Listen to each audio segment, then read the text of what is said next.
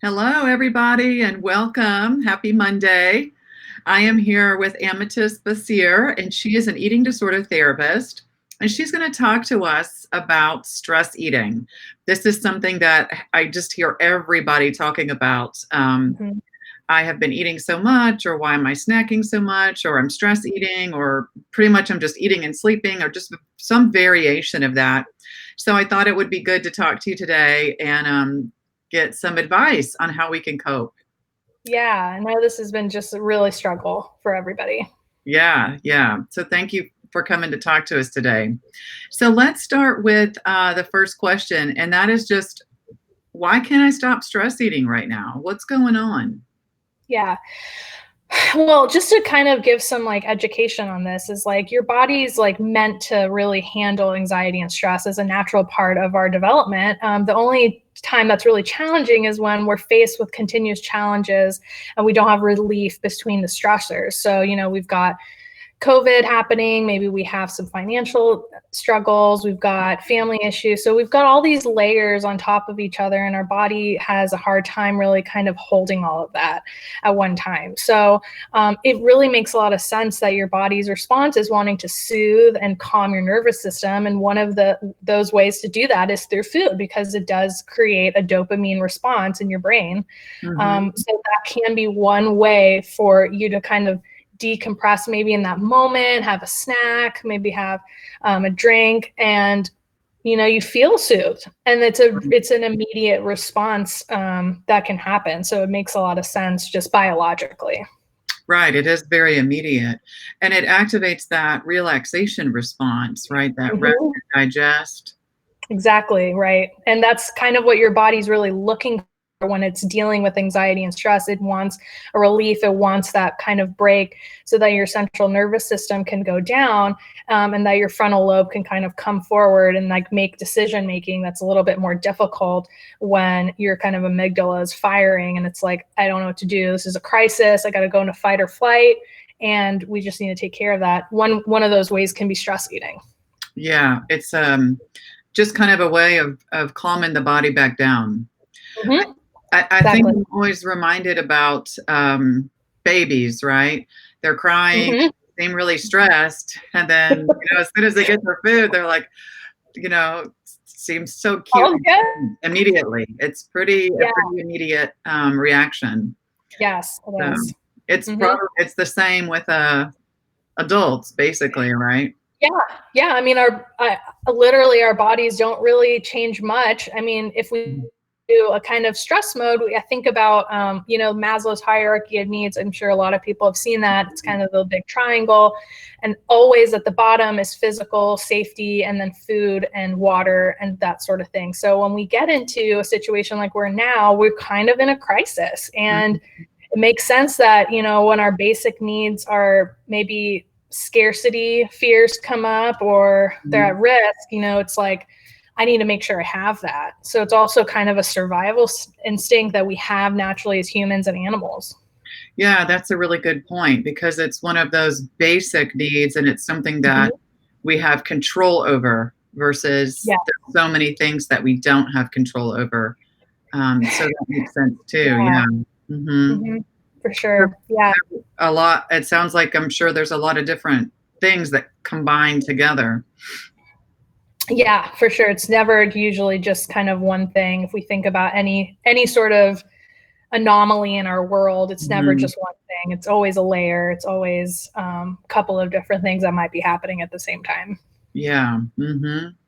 Well, let's talk about our new normal and how that might have something to do with just eating routine or structure. So can you say a little bit more about that, about how things have changed, Yeah. what you can do? Yeah. Well, when I think about, because a lot of my clients do have eating disorders, and it's a population I've worked with for many years, is when you think about kind of our normal day to day, lunch, we have kind of it built into our schedule. When we go to work, we have an hour for Mhm. lunch. When we come home, we kind of just get into this routine where it's just very habitual.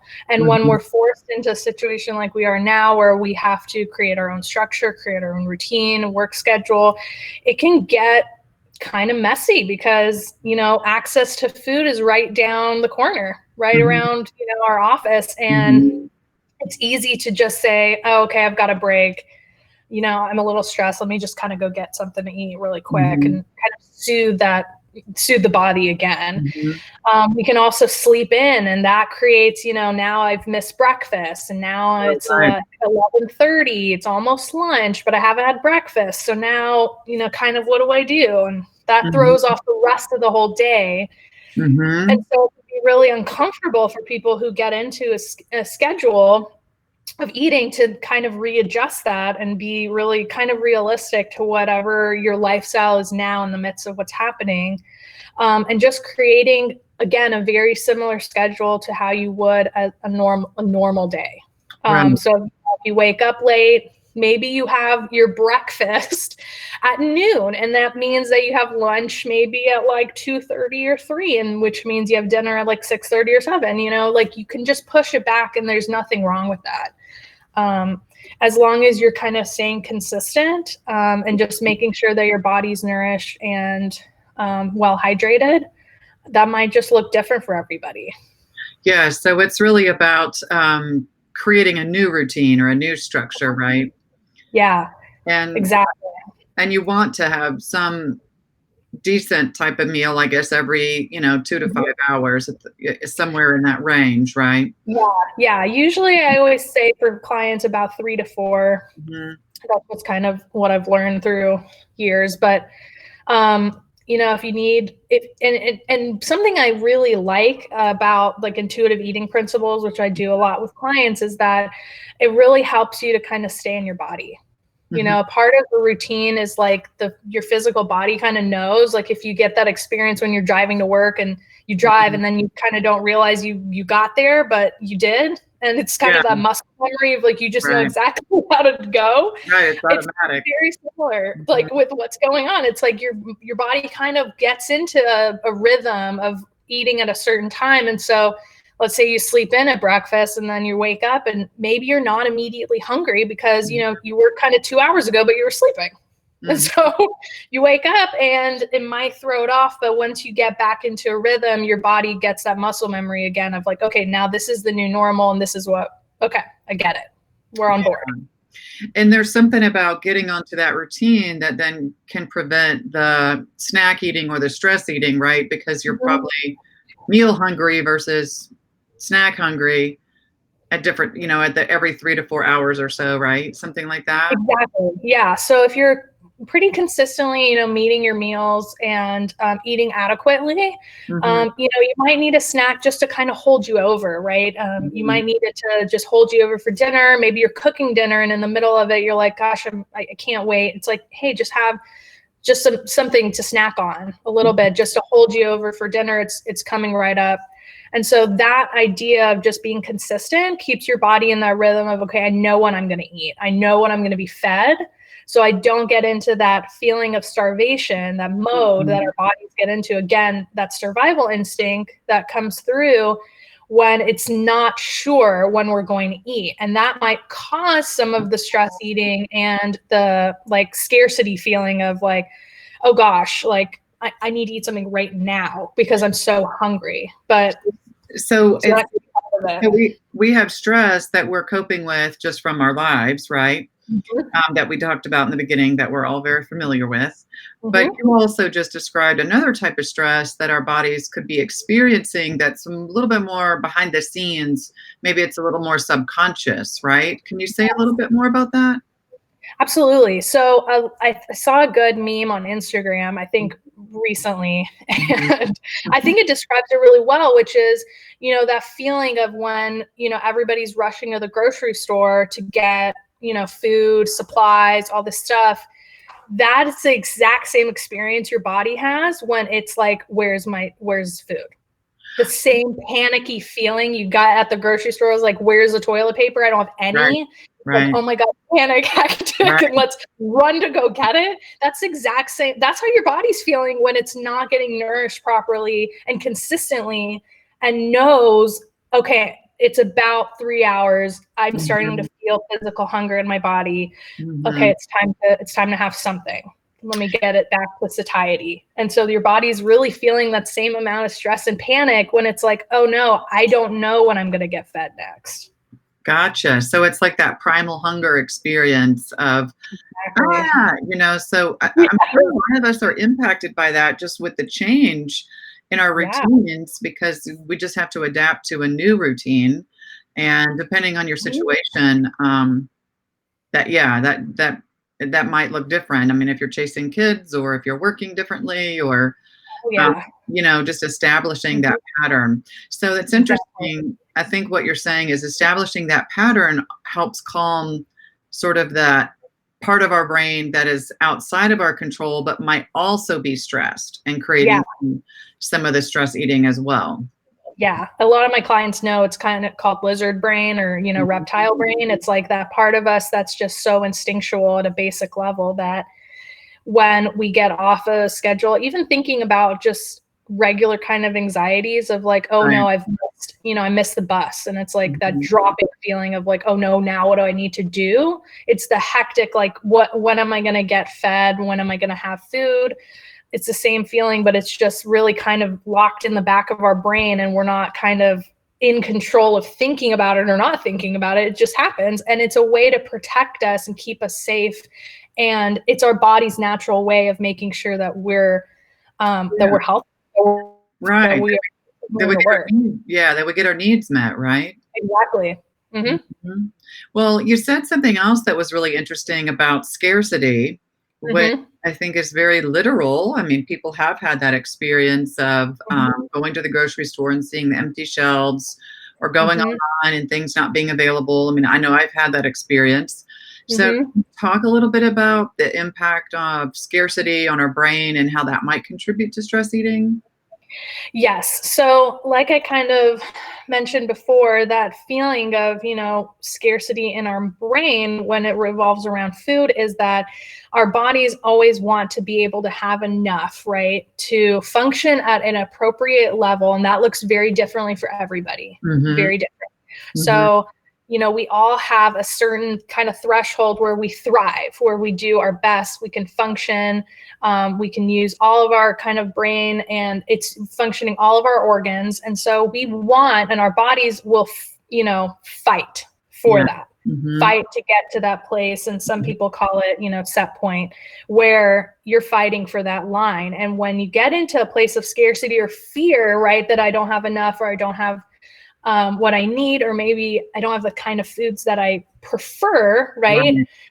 Um, some of that might have us forced into a place of cognitive flexibility of like practicing a lot of therapeutic skills that we might learn in therapy around staying present with our body, staying mindful, staying in gratitude of like, I still have access to food. I still Mhm. have funds for food. What can I? Let's get creative around that. Mhm. Mhm. And when we can just flex with the stressors that we get, we put ourselves in a position where we're empowered and we are using those skills to kind of combat the automatic sort of stress feeling we might get. Oh no, Mhm. kind of doomy feeling, Yeah. and put it into perspective of like, okay, so, what do I do? Let me problem solve this. Mhm. Um, let me see what I do have. What do I have? I've got a job, I've got money, I've got my kids are safe, my family's good. All of these things are really positive. So can I practice some flexibility with maybe getting out of my comfort zone, try different stuff? So you're kind of saying whenever we're feeling that scarcity, it's a good time to shift over to gratitude or creative problem solving or something Exactly. like that, basically. Yeah, yeah, exactly. Just kind of flexing some muscles maybe we don't always use, Mhm. but we Right. try to, like just getting really creative. So you kind of recognize it, I suppose, if you feel some sort of like, uh-oh, or a fear, or like you said, the panic, or Mhm, is there going to be enough? Like maybe you notice mhm. having those thoughts, and that's Yeah, when you know you're getting in the grips of the scarcity. Exactly. It could be like feelings, it could be physical emotions, it could be thoughts. So you just, again, that mindfulness can be really helpful when you're just noticing and observing, okay, what's that about? Where's that coming from? Is there some truth to it? Is that really based in reality? Can I test that? Mm-hmm. Got it. Okay, great advice. All right, so let's explore that in more depth. Oh Uh, yeah, sure. how can I cope with everything that's going on? The stress, the anxiety, everything that's kind of going on without actually stress eating. What other tools or options do we have? Yeah. So again, like we kind of spoke earlier about, what your body's really needing may be some level of, stress relief, maybe, bringing yourself down with some self-soothing, and maybe that's what you really need. And that's kind of getting a little bit tricky when you are stressing with a lot of different factors. So right now with our pandemic, but we also Mhm, might have like stress with family, with my dog that's mhm, barking right now, with, all sorts of stuff. And mhm, so what your body may really need is just some self-soothing. So maybe we can practice some level of meditation, mindfulness practice. mhm, Maybe we can just notice like what's coming up in your body of like, oh my gosh, I feel really anxious. Where is that showing up? mhm. Can I kind of practice maybe imagery and self-soothe myself with something that feels safe, that feels calming? Maybe looking through pictures, stuff like Oh, that. yeah, I was going to ask maybe for some examples. So I guess let's Mhm. say you notice, oh, I'm standing in front of the pantry again, or I'm standing in front of the refrigerator again. You could stop and take a few deep breaths. I think that's a good way to just pause and slow down. Absolutely. And let's say that you're kind of reflecting, wait a minute, I just ate lunch, or I'm not really hungry right now. Maybe I'm feeling Mhm. stressed. What are some Yes. actual things that you might do to soothe in that moment? What are some other examples? So another thing that I really like doing with clients too is even just before, let's say like you're about to go to eat or you're about to have a snack or you're about to, just even checking in like, hey, how is my body feeling? So let me scan and Hmm. really search for what is the difference between, when I feel hunger or fullness, right? And Hmm. the difference between that and an emotional hunger. Like, can I see that like maybe this emptiness that I'm feeling, is that really emotional, and has something happened? Am I feeling a lot of stuff? Am I having loneliness? Maybe that might be attributing to why maybe you're seeking something to relieve that emotion. Maybe that's stress eating. Got But if you kind of know your body well enough, you can kind of get a sense like, hey, when I'm hungry, my tummy is grumbling. I'm getting a little bit of tightness in my stomach. hmm. I might start to get a little more thirsty, and so I start to notice that stuff before I even go to eat something. I'm like, okay, let me check in. Hmm. How am I doing? How am I feeling? What emotions are coming up? How's my day been? And so that kind of can help assess like, does this really truly feel like hunger, or is this related to emotions? Am I coping with that by eating and not really addressing what's the underlying emotional issue I need to deal with? Yeah, that makes sense. And sometimes it could be, something like loneliness or stress Mm-hmm. or anxiety or fear. But a lot Mm-hmm. of times it could be boredom where it's just, that's Yes. the only other place to go look around in my house.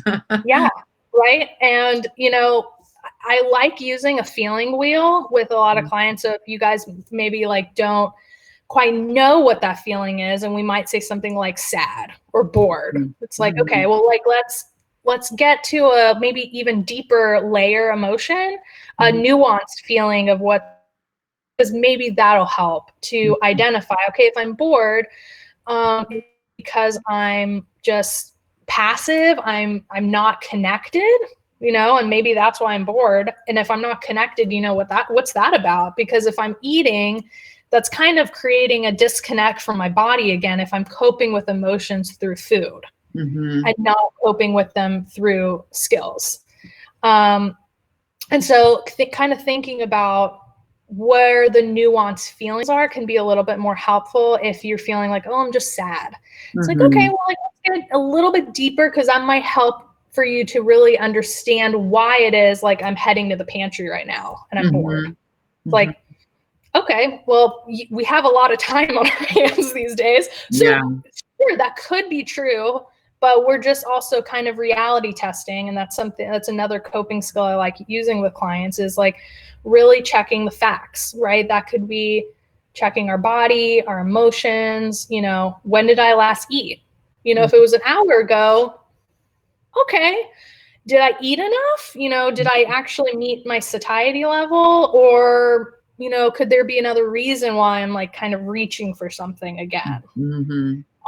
So some of that is kind of just checking our reality. Yeah. And so kind of going back to the boredom one of getting up and checking on, just kind of checking out of boredom, let's say, just looking for something, to do in a way. It could be a lot of different things. We could say, well, what do I really need? But it could be a lot of different things. I think you suggested a connection could be one thing. Or maybe it's, even something mental, or, maybe some mental stimulation, like a happy activity or physical activity.